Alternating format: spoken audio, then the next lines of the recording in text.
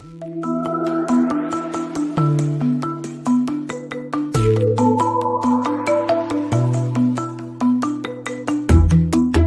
Aaron David Miller, and this is Carnegie Connects. Good morning, good afternoon, good evening, wherever you are in this wonderful world of ours. I hope you're safe, sound, and above all, well. I'm Aaron David Miller, Senior Fellow at the Carnegie Endowment for International Peace, and welcome to Carnegie Connects, a series of conversations, virtual in part, on critical issues facing America and the world.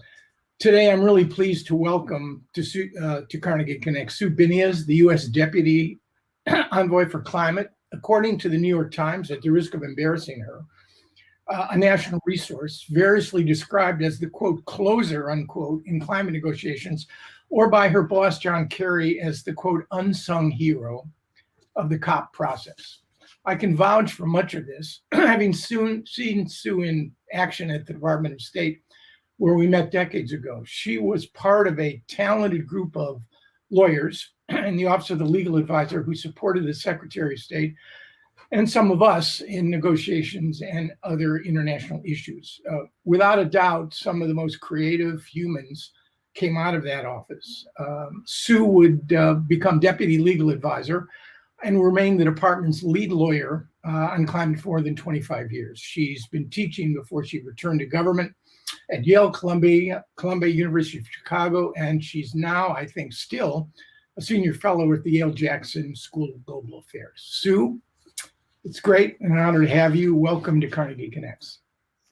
Thanks, Aaron. Great to see you. Some of the highlights of working at the State Department were in the early days working with you, made me confident that I'd made the right choice going to the State Department, getting to work with people as brilliant as you.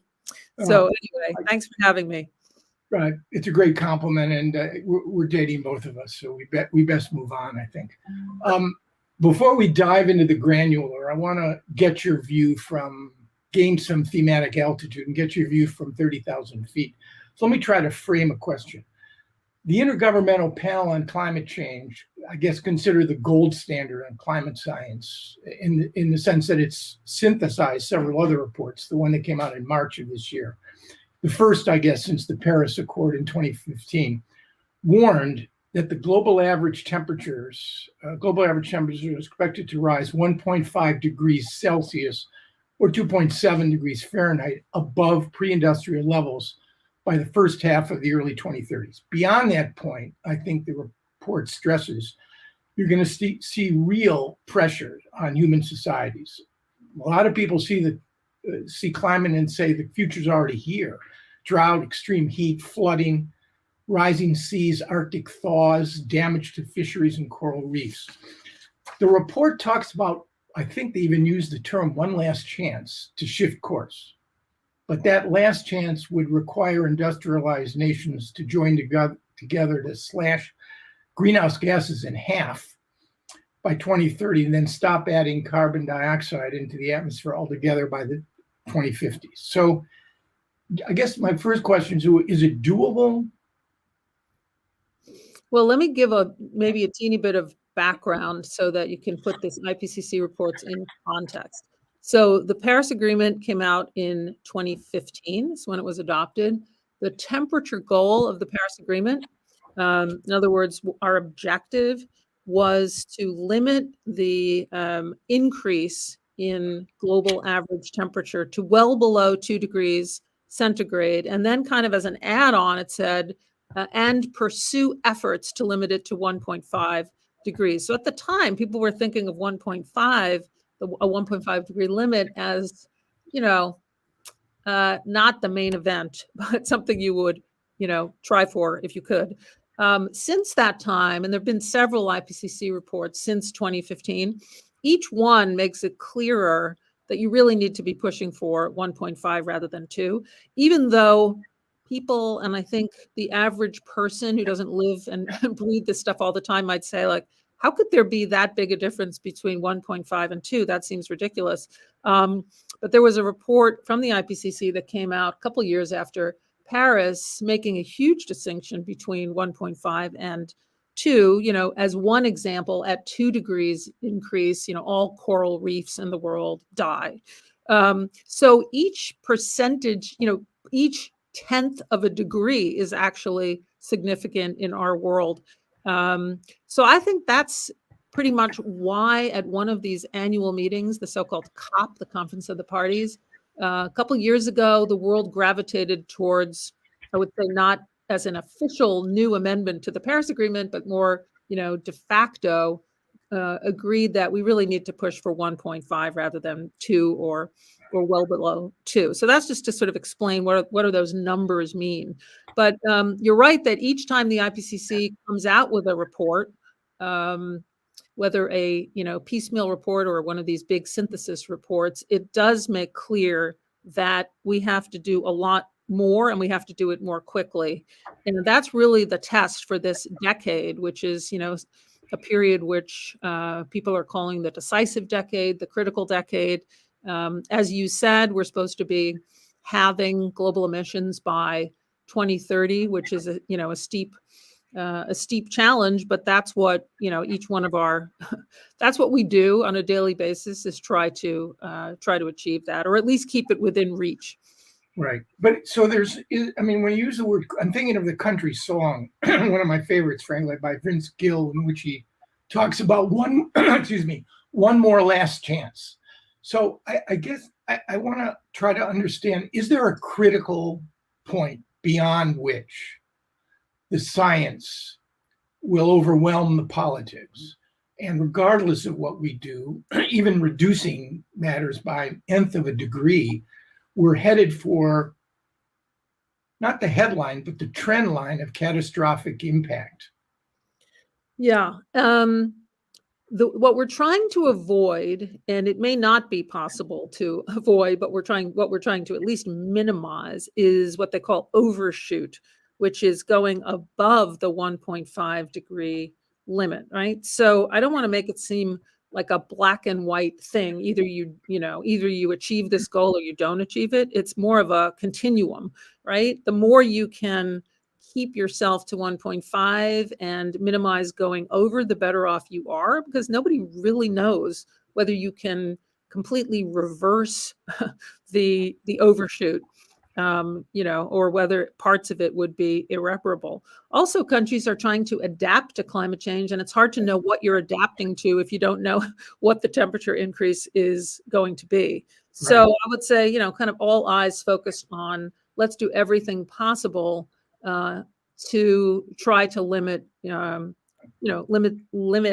increase, and therefore, or thereby, limit the damage. Right. So it's a process, basically, and there's no absolute success or failure, presumably. That's right. So it's a little over dramatic to say, there's a point in time beyond which it's, you've lost the chance. No, but it's obviously much better to do it sooner rather than later in every respect, economically, overshoot wise, et cetera. Is it fair to say that we've actually made considerable progress and avoided some of the direst climate scenarios that talk about warming of 3, 4, 5 degrees or more? Yeah, absolutely. And it's a good question. It's a good timing of that question, because when Paris was concluded in 2015, the Paris Agreement, the design is based on this concept of nationally determined contributions. The commitments are not negotiated. Each country figures out its own commitment. And, listeners may think, well, that's a crazy way to organize an international agreement. But, if we had more time, we could get into why that was the least bad option. Anyway, all of those so-called NDCs added up in 2015 to probably something like 2.7 degrees, by the way, which was much better than without a Paris Agreement, where we were on track to probably the high 3s or even 4 degrees, which would really have been catastrophic. But it did illustrate that if you have a goal in an agreement that says well below 2 and pursuing 1.5, that it wouldn't be sustainable to sort of just, stop with a bunch of NDCs that add up to 2.7. So we created this long-term agreement where countries have to update their NDCs every X years. And the other feature, which is happening this year, which is why I'm glad you asked the question, is that we put in there a regular so-called stock take, or it's called the global stock take, to see how are we doing, not individually, but collectively in relation to the temperature goal. So this year is the year where we're asking that exact question that you just asked, which is like, so how are we doing? What are the positives? What are the negatives? So, there will be an outcome coming out of the COP at the end of this year, which will do exactly what you're talking about, which is like, so have we made progress? How much progress? What are the gaps? And what do we need to do about it? So kind of like a three-part harmony. What's the good? What's the bad? And, now what do we do about it? Right. I actually think it's important not to be entirely negative. You do have people only talking about, oh my God, we're not on track, the gaps, which is all, true. And you want to be honest, of course. But I do think we ought to give some credit to what the Paris Agreement has achieved. We're far better off with it than without it. And it's also had an impact way beyond itself. I mean, everywhere you turn, companies and institutions, they are generally following what they will call Paris aligned targets or Paris based approaches. Paris has now taken on a kind of a life of its own as the North Star of commitments all over the place. So I think it has had a big impact. The UN stock take, it's a UN process, correct? A UN report? Well, it's not the United Nations per se, it's this treaty. It's the Paris Agreement process, We are going to talk about COP28, even though it hasn't occurred yet. It will occur at the end of the year. But that stock take will coincide with COP28? Is it going to be purposely timed to do so, or it will be done? I mean, the Paris Agreement called for the first stock take to take place in 2023. So it's been going on for a while. It's been like a 2-year process. I don't want to bore you with the details, but it had sort of a information gathering phase. It had a technical phase, which we're in now, and then it's going to have a more political phase. And so the COP will come out with some kind of decision, still being debated exactly what that looks like, which will kind of lay out, here's where we are and here's what we ought to be doing. And of course, that will be somewhat controversial. Probably less so in terms of where we are, but more controversial in terms of, okay, so now what? And, what are the expectations? Right. One more question, because I want to get to the Biden administration's climate goals. And that is the issue of adaptation. Is adaptation the sort of poor cousin to cutting global emissions? That is to say, if you can't reach the goal, we have to find a way to manage the planet in the face of these extreme weather conditions. I mean, or they both need to be pursued together. Is one better than the other? I mean, how do you conceptualize adaptation? Yeah, so I think your characterization would have been accurate a while back. I think it was the poor stepchild or whatever of mitigation. If you looked at the original Framework Convention on Climate, if you looked at the Kyoto Protocol, et cetera, it was all about mitigation, keeping the emissions out of the atmosphere, very little attention paid to impacts. That's because there really weren't significant impacts at that time. They were just, predicted. When on the road to the Paris Agreement, there was a big push by, the more vulnerable countries that were already experiencing impacts to give kind of equal weight to adaptation. So if you take a look at the Paris Agreement, you'll see that there's basically equal time devoted to the issue of adaptation. It's become much more of an important issue in the world. Every COP now focuses a lot of attention on adaptation. A lot of money goes to adaptation. It's not 50-50. There is a push for 50-50, which for many different reasons has not been, followed to the letter. But I would say it's definitely key issue. Last year's COP, which was in Egypt, was very much focused on adaptation. It was considered the Africa COP. I know, Aaron, from your perspective, as a former State Department person who worked on Middle East issues, you'd be surprised to hear that the COP last year in Egypt was the Africa COP, and the COP this year in Dubai is the Asia COP, right? Because In Yeah, State Department terms, those are both the Middle East. But anyway, in our world, last year's COP was the Africa COP, and that's obviously a huge issue for Africa. So there was a lot of attention paid to adaptation, and President Biden, when he came, we did a joint event with Egypt on adaptation in Africa, for example, and brought a lot of deliverables to the table. I do want to come back to COP28 and the choice of the Emirates. Fascinating, by the way. But I wonder, you returned to government during the Biden administration. Could you, and it's almost halftime, a little more than halftime in the first administration. Sketch out for us, if you could, the 2 or 3 key climate priorities of the administration, keeping in mind that we are one country, even though we may contribute to 10% of global emissions, with the Chinese contributing maybe 30%. You started having to get back on track given your predecessor's decision to withdraw from Paris Climate. So identify the core goals over the last two years plus, and how are we doing? Yeah, good question. So from an international climate policy point of view, which is what I was focused on, as opposed to domestic, where obviously we passed the Inflation Reduction Act and did all kinds of great, significant things at home. From an international point of view, I think it actually does boil down to three goals, coincidentally. So the first one is, as you said, get back on track is exactly how I would put it. I'll explain what that means. The second would be asserting U.S. climate leadership, or reasserting it after the Trump years, and then raising global climate ambition. And let me just give a little kind of texture to each one of those. In terms of getting back on track, obviously rejoining Paris. I think the first thing President Biden did was sign the instrument to get back in. I actually drove the instrument to New York because that was during COVID and there was no other way to get it to the UN. So that was sort of funny. The travails of a climate negotiator. Yeah. The second thing is we had to develop a new nationally determined contribution because ours had pretty much fallen off the table when we withdrew. We also sent to the Senate the so-called Kigali Amendment to the Montreal Protocol. That might be confusing because it's a different treaty. So your listeners may wonder, like, what does that have to do with climate change?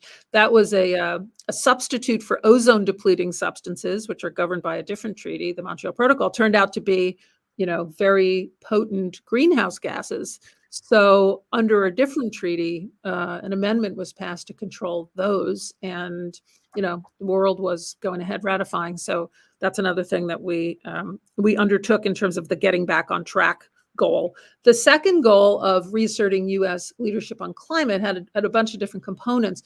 One, of course, was to appoint the first special presidential envoy in the form of John Kerry, and I think that was, symbolically very important because former Secretary of State to take on this role showed the rest of the world how seriously we were taking it. And a lot of countries followed suit and appointed their own special envoys. China, in fact, brought back Xi Jinping from retirement to be the counterpart to John Kerry.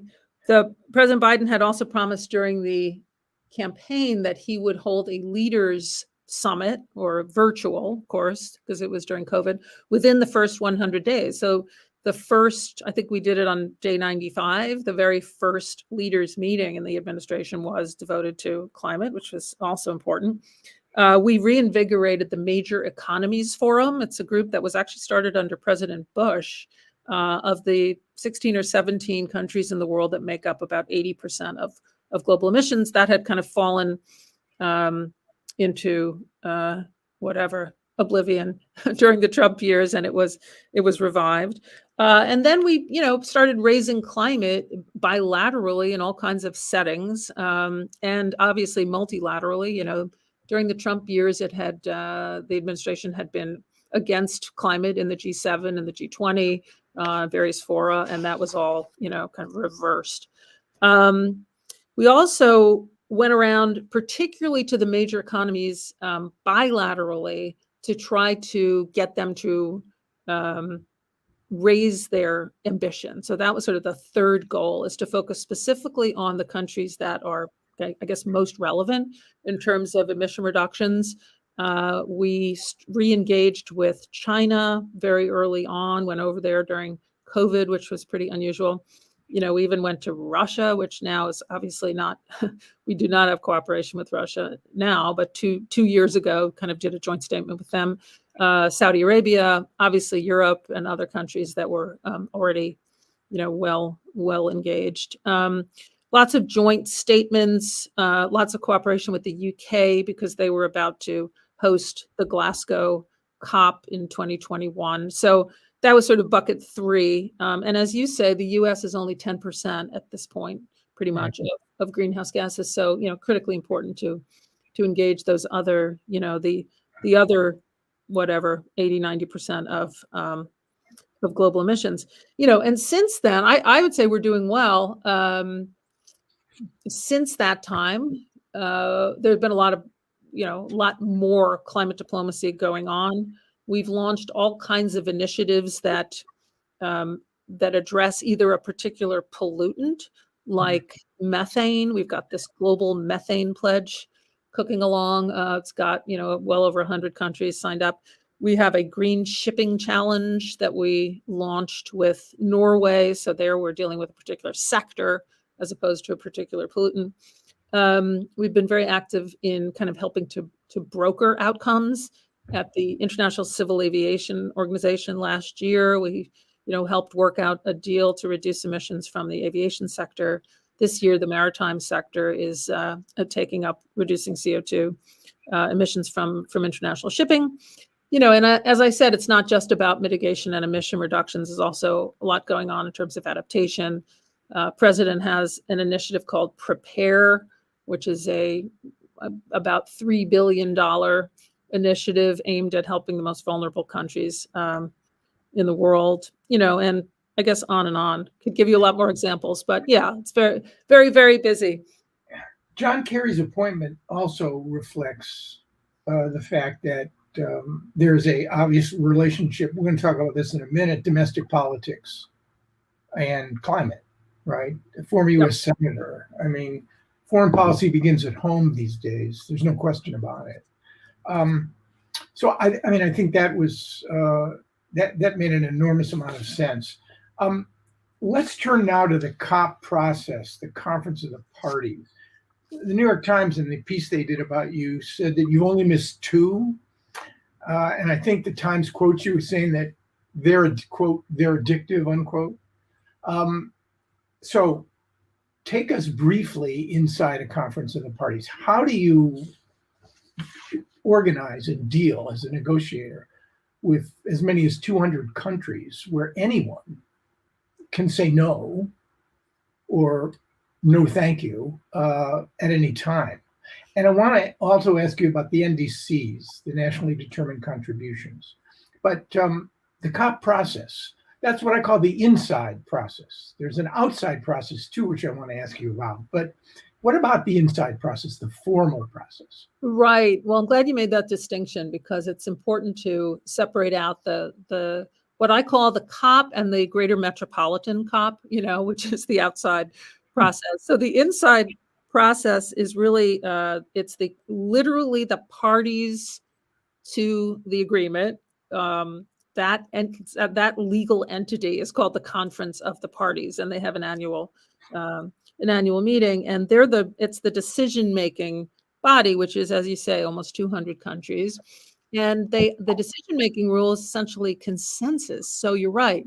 That means the absence of a stated objection to be specific about it. And so you do have to come up with some kind of outcome that satisfies countries enough so that nobody gets up and says, no or no, thank you. So it's obviously very challenging. And as I said, I guess it's every year I ask myself, like, why am I doing this? And what was I thinking? And please shoot me if you see me here next year. But then when it's all over, you do get some kind of sense of satisfaction and end up returning. Anyway, so, the COP decisions, let me just make some distinctions. So to make it easier to understand, sometimes a decision at a particular COP is mandated either by the Paris Agreement or by a previous year's COP. So, for example, this global stocktake outcome is mandated by the Paris Agreement to take place this year. Some other things that may happen at a particular COP may have been decided, let's say, by the Glasgow COP. Like 2 years from now, we will do blah, blah, blah. This year, we're supposed to take a decision on loss and damage funding arrangements. That was mandated at last year's COP in Sharm el-Sheikh. So you might be facing a COP that has kind of not much on the agenda, or you might be facing a COP that has, a lot on the agenda, and that obviously kind of dictates what's going on at the COP. Now, the COPs are not the only thing that happens during a year. There's an entire preparatory process during the year before you get to the COP. So you never just get to the COP and say like, oh, what are the issues? Let's start talking about them. No, the issues that are on the agenda for this year, for example, there have already been a zillion meetings. Some of them are, they take place at different levels. They take place in different formats. So sometimes they are, heads of delegation, meaning not at the ministerial level, but at the negotiator level.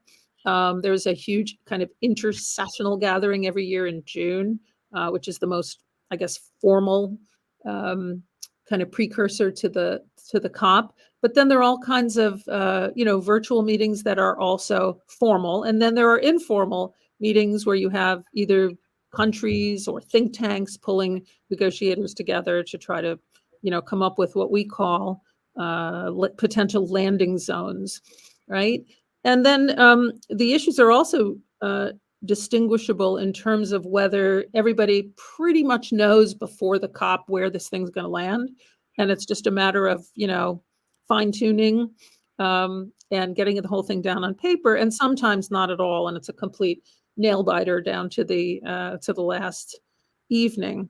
There's also like a rhythm to each COP, I would say. This is not always followed. In fact, it was not really the case in Sharm el-Sheikh, where we had an all-nighter on day one. That's pretty unusual. Generally, the pace of a COP is that you start, I would never call it slow, because it's pretty much meetings all day and night, even from the beginning, but I would say not all-nighters. But then it kind of picks up, and, the rhythm of the COP is, towards the second week and end of the second week, it gets truly insane and crazy in terms of the pace, the pressure, the hours, and all of that. So that's I would say a kind of a COP in a nutshell.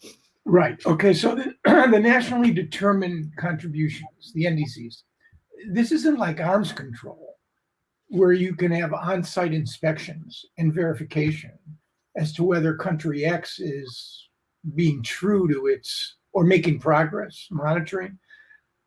I mean, I suppose there's satellite monitoring, but how would you monitor a country's global emissions? How would you know, in fact, that they're meeting and or making progress toward their objectives? Yeah, that question comes up a lot. There is a very strong, and particularly under the Paris Agreement, strong what we call transparency system. It's not a transparency system in the sense that you mentioned of like having an inspector come in and check on your CO2 emissions, but there's a strong reporting and review mechanism. So you do have to account for yourself in kind of two ways. You have to report regularly on your emissions of the key greenhouse gases, and you also have to report on how are you doing towards implementing and achieving your NDC. Okay, and that all gets reviewed. Now, could there be a discrepancy between what you say and what is true? Yes, but in general, I think that I think countries, you would be taking a chance to put out information that was not true, because there are enough sort of organizations in the world, and probably eventually satellites monitoring these kinds of things, that it's not likely to happen. So anyway, so that's a big part of the Paris Agreement, is this transparency system, which hopefully it's what helps you figure out, are you on track or not collectively. Okay, so that's the formal process, the Cliffs Notes version, although I'm dating myself again the Cliff Notes version. The outside process, the subnationals, corporations, think tanks, universities, other organizations, cities. How active is the outside, and does the inside actually listen? And is it influenced by the outsiders? Okay, good questions. So the second meaning of COP is COP as event, as opposed to COP as formal, decision making of governments.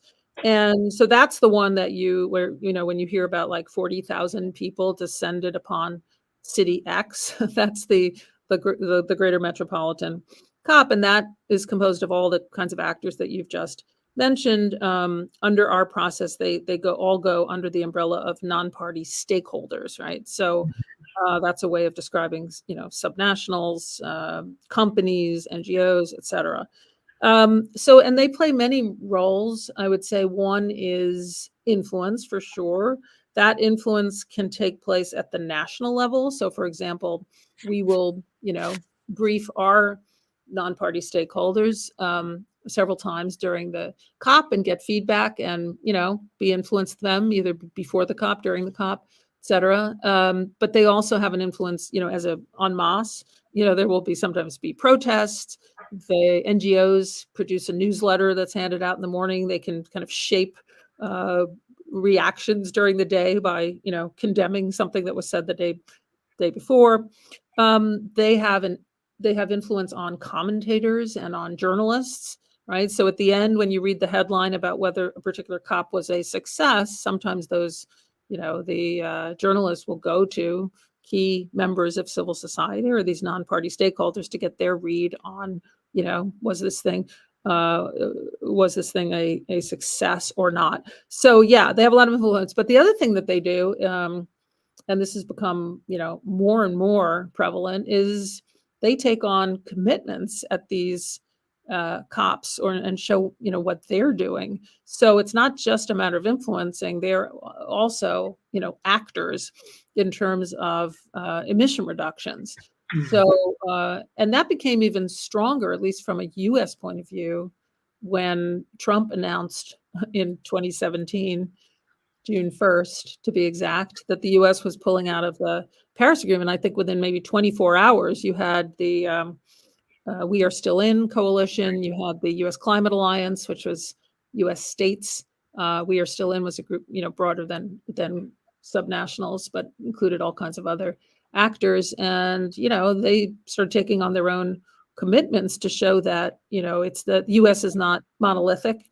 They had a big pavilion at the COP that year that was probably larger than any country's pavilion, with all kinds of speakers and, commitments to emission reductions. So, so I think when you look at that side of the house, you got to look at it in kind of a couple different ways, and it makes a huge contribution to the outcome of a COP. On the issue of companies and corporations and their commitments, how much of, it's hard to generalize, but is there so-called greenwashing going on here? Well, that issue comes up quite a bit, of course, and I guess it depends on your point of view, exactly what constitutes greenwashing. That's kind of an umbrella term for, let's say, companies taking on some kind of commitment, but it's not Real. Either it's not real, or it's, good intention, but not necessarily implemented or, enforced. I think things have tightened up over the last several years in terms of, a lot of the kind of umbrella organizations that companies can belong to in terms of these commitments have tightened up the requirements for reporting and review, so that you can't just get away with a commitment that, and then you get the political benefit and then you don't do anything. It actually came up at the COP in Glasgow, where, financial institutions were taking on this so-called net zero commitments. And, the UN Secretary General got into the act and basically announced kind of, impromptu at that COP, like I'm setting up a high-level group to make sure that these commitments of financial institutions and corporate commitments, meet certain standards of, rigorous standards. And that group produced a report last year. So, there are all kinds of exercises going on to try to make sure that the outside world is kind of in a way subject to the same kind of reporting and review that the inside Right. world is. Okay, so November of this year, you'll be gathering in Abu Dhabi in the Emirates for COP28. A lot of climate activists, understandably, have raised eyebrows and more than that about why COP28 is being held in the UAE, a country that's got roughly 111 billion, that's billion, crude reserves, a country that plans apparently to double their output to 5 million barrels a day, and they brought that goal forward, hydrocarbons. The notion that the Emirates, even though they've been active, very active on climate, Sultan Al Jaber is going to be the president of COP28. Is this tell me why, Sue, this is not an example of the fox guarding the hen house on this? Well, first of all, so the way the COP presidencies work is that each region picks there's a rotating system, 5 different regions.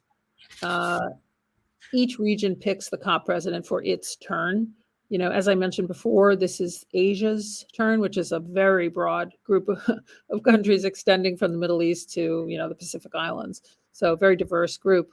Last time it was Asia, it was, Fiji was the host, small island. Right. Now you have, so they picked the UAE. So it's not actually, some people were asking, how could you have picked the UAE? The United States didn't pick the UAE, that region picked the UAE. Okay, so that's one thing.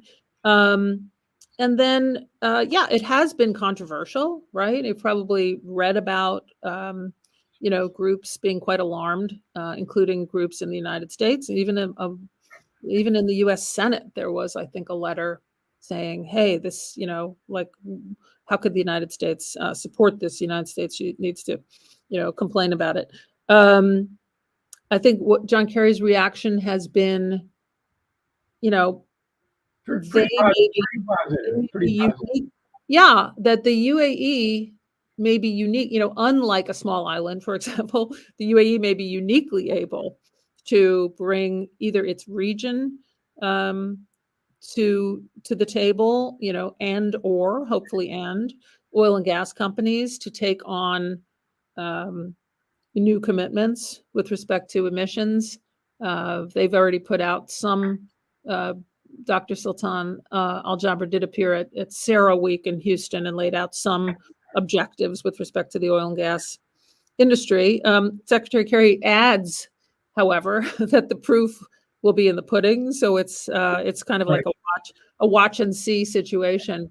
So I don't know. It's a question mark. I think he feels reasonably confident that they will be able to deliver. They, in part because of the criticism, they have a lot to prove, right? That this COP was not a mistake. And they're working very hard. They have a huge team putting a lot of effort into it. So I guess all I can say is, we shall see. Right. Al Jaber said some pretty interesting things. I mean, I think he described the need for, quote, transformational action, unquote. He said we need to be laser-like in phasing out fossil fuel emissions and conceded we're way off track in reducing emissions. All that's fine. The broader issue, though, is how do you even begin to make this transition, right, to renewables and to clean energy when, in fact, dependence on hydrocarbons, and specifically Arab hydrocarbons, because the Gulf is going to emerge as a key oil producer for years to come.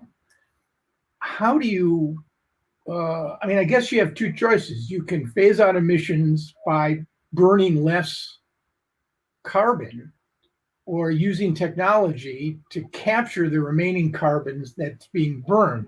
But in the case of the Emirates, we may find in the end of 2023 that, they're ramping up oil production as well as trying to lead the way in climate. So I just forget identifying or isolating the UAE as an issue. It's the broader issue, isn't it, of how you make this transition?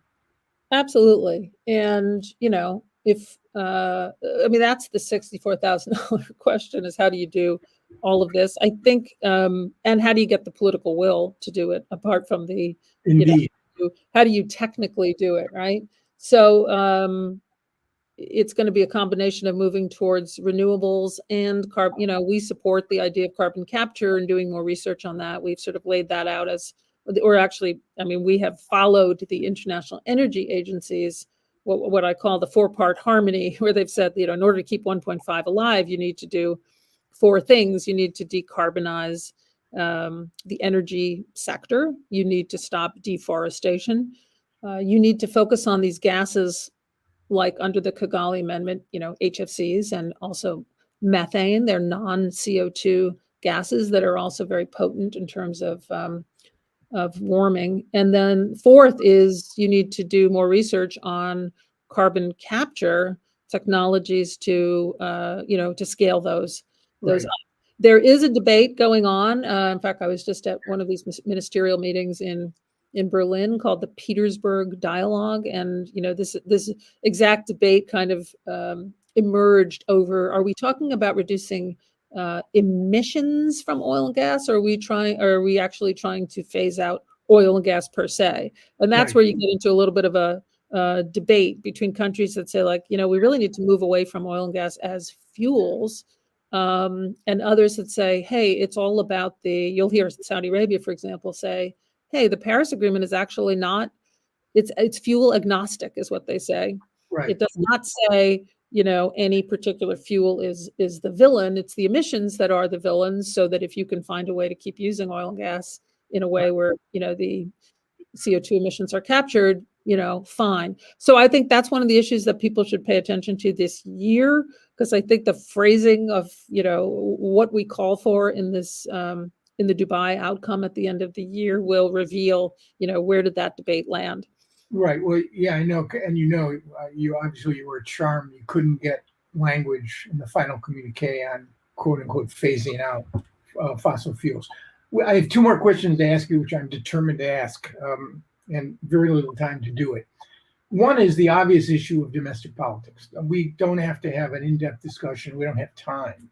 But it's absolutely elemental that without the political will and a consensus and an administration that supports climate goals, you've seen the other side of this. We could find ourselves in 2024 in the same position that we found ourselves in 2016. Just a comment or 2 from you on how you have to deal with domestic politics reality. As a practical matter, how does it affect your work? Yeah, great question. It's been an issue since I started working on this way back when. It's actually, as a lawyer, it's actually, I hate to say this, but it's one of the reasons why the topic was so interesting to work on, even though, of course, fraught, because as a lawyer, you had to come up with ways you mentioned Sisyphus before. I always think of Scylla and Charybdis, right? Having to navigate between the shores of the international expectations and, the domestic politics. And we kept having to think of ways in which we could participate in an international agreement and also sort of deliver on what we were committing. And that required us to go through all kinds of gyrations, whether it's, non-binding approaches or characterizing our commitment in a way that we thought we could land de facto, even if we couldn't sort of get there, through a particular climate law. So that's been going on forever. I think, Paris was, I had thought the Paris Agreement was kind of the sweet spot, and that any future Republican administration would stick with it. It's a non-binding NDC approach. Also, you're nationally determining your commitment. No one's pushing you around in terms of what you commit to. It actually, I've sort of written about how, it absolutely met all of the sort of infirmities that the United States had identified with respect to the Kyoto Protocol, which we didn't join. So I was actually pretty surprised that we pulled out of the Paris Agreement, because I thought that was like the Goldilocks of climate agreements. But you're absolutely right. Yeah, it affects our participation. It's frustrating. It's hard. Other countries get irritated, of course, because you're asking them to make concessions for the United States, but then they worry, like, well, wait a minute, if I make those concessions, how do I know you'll actually join that agreement, or even if you join it, that you'll stick to that agreement? Right. I would say that there was a lot I worried about that coming back in with the Biden administration, that the international reaction would be sort of like, well, why do we listen to anything that you say? You have no credibility. But I think countries were pretty glad to have a pro-climate administration back, and we didn't hear a lot about that. Having worked and voted for Republicans and Democrats, I once believed firmly in something called the national interest.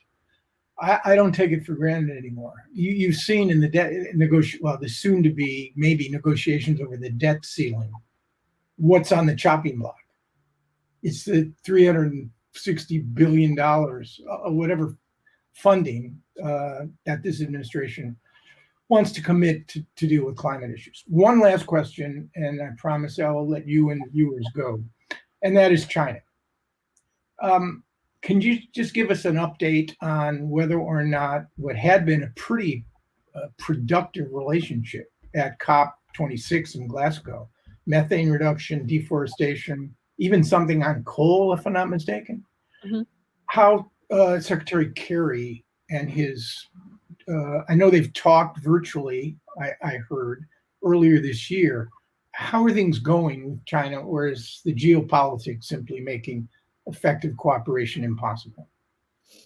Yeah. Well, as you probably know, there's a long history of U.S. China engagement on climate.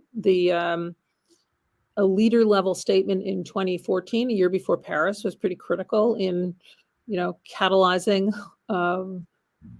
NDCs from 185 countries, something like that, and coming up with a lot of the solutions for the Paris Agreement. Obviously not much during the Trump years. So you're right, there was re-engagement, heavy duty, in 2021. Secretary Kerry is very interested in, re-engaging. And as I said, China kind of reappointed its special envoy from the past. And we got off to a promising start. Both countries had agreed that climate would sort of be on its own track, unaffected by other bilateral issues. I'd say you're also right that we got bogged down in 2022, not from the U.S. side. I think we were still prepared to treat climate as a separate issue. Secretary Blinken has called it he said we need to treat it separately because it's a global issue and it's an existential issue. And for both of those reasons, we can't afford as a world to allow bilateral issues to kind of get in the way. But from a China point of view, they did let the bilateral issues, whether it was the Olympics boycott or other Nancy Pelosi's visit to Taiwan, there was sort of one thing after another that got in the way of talking. We did start talking again at this last COP in Egypt, and have been sort of virtually talking, and at a lower level, more like my level, engaging at various meetings on the COP issues. There have been virtual meetings at the Kerry Xi Jinping level, and there may be some kind of in-person meeting in the offing that hasn't been scheduled yet. So, we'll see. I mean, you don't get to 1.5 without more reductions from China. That's just the bottom line. I mean, Right. they're the almost 30% emitter of greenhouse gases. And unless they do more to accelerate emission reductions in this decade, it's very hard to say that you're keeping 1.5 alive or that you're going to have a successful COP later this year in Dubai. So it's a very important priority, not just for us, but for like the rest of the world to get them to do more.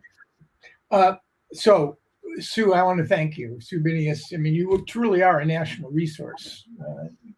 It's absolutely the case. Your authority, your expertise, and I might add, your ability to articulate in ways that are comprehensible and accessible to normal humans, I think it's phenomenal. And I want to thank you so much for sharing your experiences and your wisdom. Carnegie Connects. To all you Carnegie Connects viewers, next Wednesday, May 17, we'll be interviewing former Israeli Prime Minister Ehud Barak, May 17 at 2:30 on Israel at 75. It ought to be a fascinating interview. But Sue, thanks again. Good luck. I'm so happy you are where you are. No idea. Thanks for having me, Aaron. Great to see you. And, yeah. Take care.